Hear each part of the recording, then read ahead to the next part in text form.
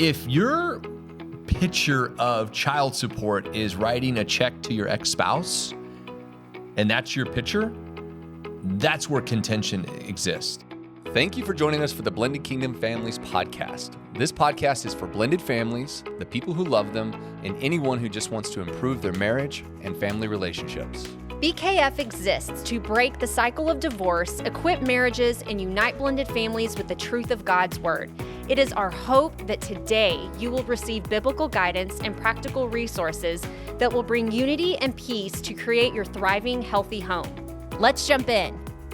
Hey guys, welcome back to the BKF podcast. We are, again, super pumped you are here with us. You've probably been watching, but we have done a 3-part series on co-parenting, and we're excited to bring you this 4th and final one. Yes. If you are new to us, please take an opportunity, like, share, comment, subscribe, leave us a review. Send us your questions. We would love to hear from you. Yeah. If you're listening on Audible, just know that the full video format of this podcast is on our YouTube channel. You can go and check out our bright, smiley, bald-headed faces. So, yes, fun stuff. But Fun we're going to be stuff. diving into finance today. Woo! Yeah. So we get a lot of questions on this. Yes. We've also coached and counseled lots of couples when it comes to finances. And I wouldn't just say like finances with biological parents, but even when it comes to grandparents and things like that. I just recently got a question on that. But you guys, we want to talk about financing in your co-parenting relationship because it's so important. Yeah.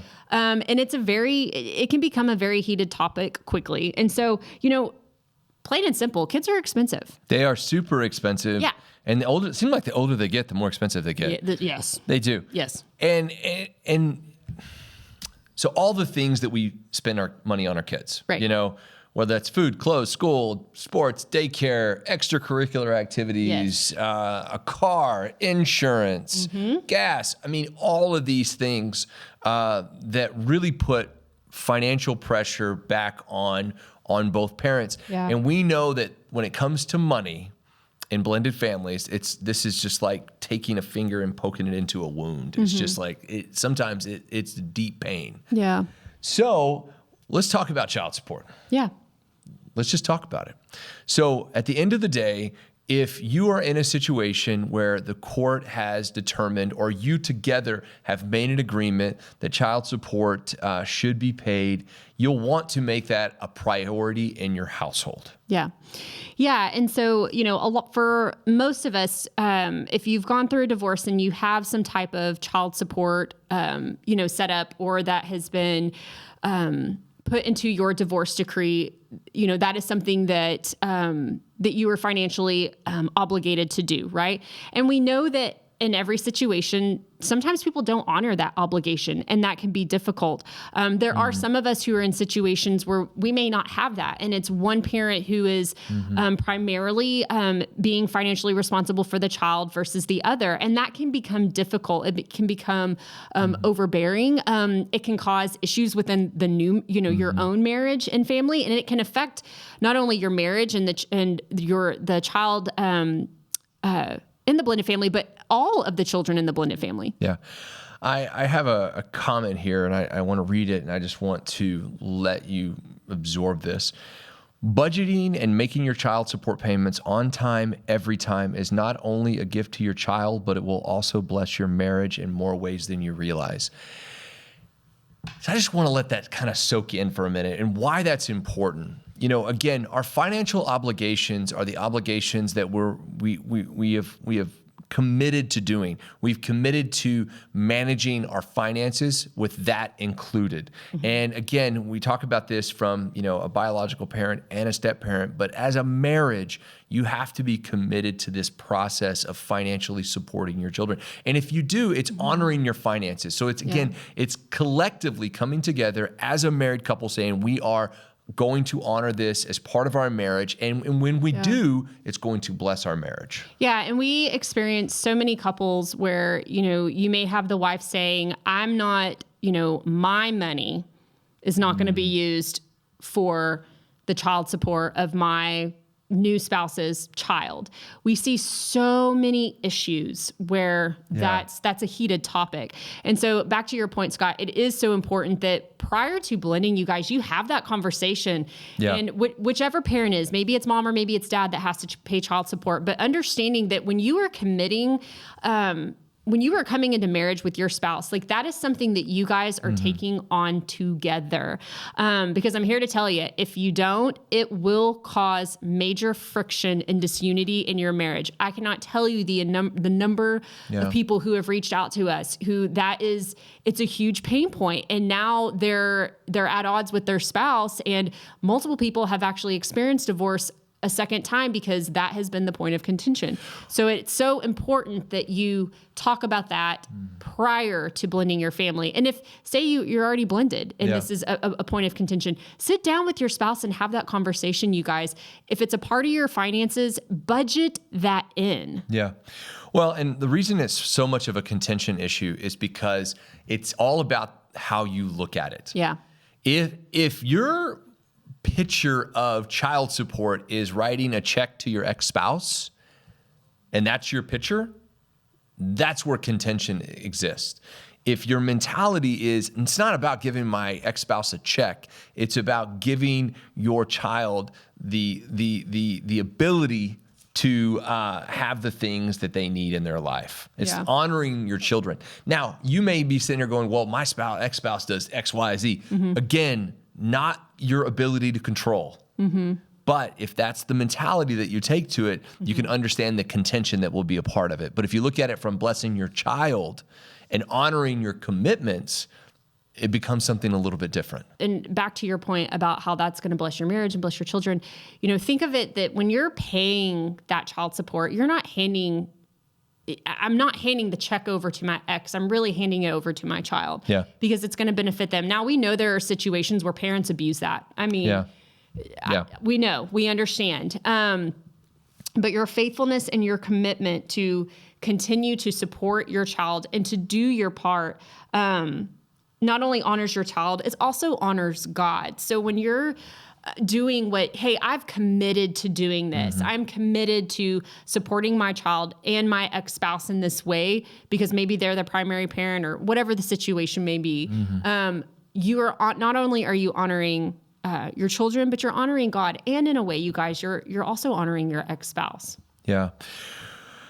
Man, the number of people who ask us questions about this and the number of complexities that are existing here are so deep. Yeah. And I just like to sum it up really simply. I mean, and we're going to talk about a lot of different parts of this. But again, if you look at this like I'm just writing a check to my ex, but ultimately the way to view it is I'm honoring God through my decisions.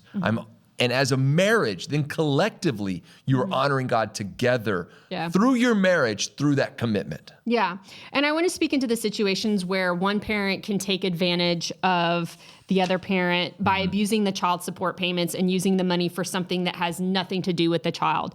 Understand that if this is going on, that can impact the well-being of the child. Yes. And it's just wrong. Flat out. It's just wrong. So, it can also impact the parent that is paying the child support because maybe now they're having to pull from savings or they're having to pull from their family vacation that they have worked hard to save up that money, and so understanding that your choice, the choices that you make with the child support that maybe you receive, or if you're giving it, and what the other parent is doing with it, not only does it affect the children, but it can affect everyone in the blended family. Yeah. And so, we would just want to say, if maybe that's your situation, you guys don't be discouraged. God He's our Jehovah Jireh. He is our provider. And as long as you continue to place your faith in the Lord, He is going to provide for you and provide for your child. And so we know that can be really hard where there are situations where that is happening. But again, just continue to pray and place your faith in God. Yeah. And I'm just going to touch on exactly what you talked about just for a second. When you do not use those funds to adequately provide for children, when you use it to bless your own life, again, you're not honoring God through that commitment either. Well, that's not going to bless your life. I'll just tell you Exactly. that. That's not going to bless your life. So if you're not honoring finances, if you're not honoring the work that goes into providing the finances that takes care of that child, again, your life you're going to find issues along the way. Yeah. You're going to find stumbling blocks because, again, if you look at it like this is my money, this is not their money. Yeah. And ultimately, this is not all God's money. You're going to find that the blessings on your finances just will not be there. And it destructs and destroys the relationship that you have with your ex-spouse. So again, this not only goes into the concept of what's paid, and we talked about how it's done from a marriage perspective and honoring each other through that marriage. The amount that's paid is also something that we need to be honoring as well, whether that's too much, too little, or how that works. But ultimately, receiving that money and honoring our ex-spouse and our child through the way we spend it. Yeah, absolutely. So, if you are the person who's receiving this, and again, you're in that situation where, child support is an area of contention. We want to talk about the ways that ultimately you work together to do that. Yeah. But we also want to encourage about how to talk about how much good it will do for the child, even when you can provide extra. And some of y'all are like, whoa, Vanessa, you're telling me you want me to pay my ex-spouse extra? Just hear me out, you guys. When we can provide extra help beyond what is outlined in the agreement with our ex-spouse, like, in your divorce decree or whatever you've agreed upon, understand that not only can bless you for doing that and being obedient and maybe what God's telling you, like ask God. Just be like, maybe your child support payment a month is $500. You guys, when we go to God and say, God, is there anything more you want me to do? Is there anything more that we can do? And he puts that on your heart. I'm telling you guys, that will bless you. It will bless your child and it will bless that family. And it's going to bless God. And that's what our heart should be. We want to bless God. Yeah, guys, pray and ask God if he would have you do more for your ex or for your child. We can give more and do more when we seek and ask God about it, even if it's our flesh that we do not want to do this. Like in Acts 20:35, it says it's more blessed to give than receive. Yes.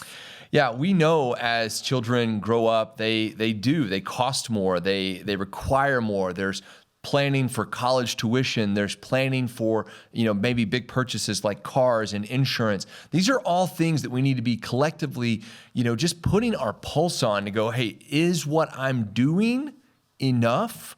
Or have my requirements, the things that are required for me as a parent, has the cost gone up? Yeah, no, that's good. And one of those things that kind of goes back to the series, the episode that we talked about, that we discussed recently on communication, having those quarterly meetings where maybe you talk about those things. You're like, hey guys, I've gotten an increase in my pay, or hey guys, we've had some layoffs at the office and they've decreased our pay, things like that. Having some of those honest conversations of I'm not able to do what I once could do, or hey, I'm able to actually do more and I would like to do X, Y, and Z. Yeah. Well, and these are all good conversation. Again, they all surround, what can we do for the child? Yeah. It's not about what can I do for the spouse or the ex-spouse. It's about how can we collectively work together. And finances is a big part of that. It's just, it's sometimes the engine that we use to kind of move forward in taking care of the things that the child needs. Yeah. So you cannot be in a situation where you're like, well, the original divorce decree said, $368, and that is all I will ever pay. Well, there's a big difference between the cost of that child at 5 and then at 15. Yeah. So again, if you are proactive about this, imagine the problems that you can dissipate by not having, those conversations of it costs more money. I need more money to do this. This child costs more money, and having to go back through the legal system to get that allocated. Yeah. So we know finances is tough, and we know that everything that we've said today has not been one of those situations you're like, I can absolutely, figure out, what to do. But we're hoping that this starts a conversation. Yes, you guys, we hope that you and your spouse and your family and, possibly your ex-spouse can find something or identify with something financially that makes sense for your child and for both of your families, that works well and ultimately is the best. Yeah. Guys, just have a conversation. Again, we know that this is it's an ever-changing situation. Finance is sometimes very emotional to talk about. It's just one of those things that you have to be intentional. So we hope that this has encouraged you. We hope that, again, that you'll go back, look at the other episodes that we did on communication, look at the ones we did on discipline, and really just everything that's surrounding co-parenting. So we hope this episode has helped you and hope you have a wonderful, wonderful day. Be blessed in all that you do. Hey guys, so glad you were here with us today, and I hope you enjoyed today's episode. And you can find more resources from Blended Kingdom Families at blendedkingdomfamilies.com. Join us again next time as we hang out with more amazing podcast guests. And remember, nothing will be impossible with God.